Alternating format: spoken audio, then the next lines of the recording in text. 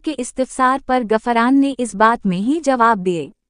तफसीलात के मुताबिक अदीबा की मां उसी के साथ रहती है जो खुद तलाक याफ्ता है और उसका बाप बैरून मुल्क रहता है।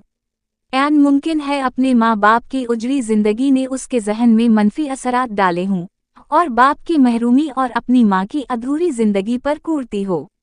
अब वो ऐसी ही महरूमी अपने मासूम नौमर बच्चों में देखती थी। अपनी महरूमियों और इस्तिराब का अक्स उसे अपने बच्चों में नजर आता होगा।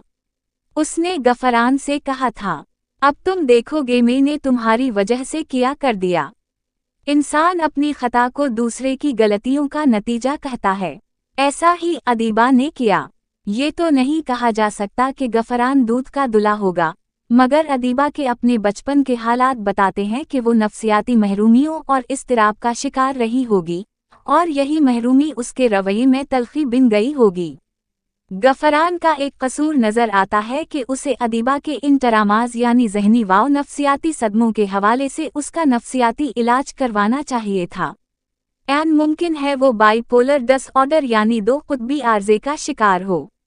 ऐसा इंसान दो रवैयों का शिकार रहता है, एकदम खुश, एकदम उदास, एकदम नरम और एकदम जल्लाद।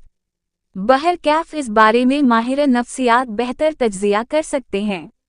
अब इन सारे हालात में दो बच्चे अपनी जान से गए।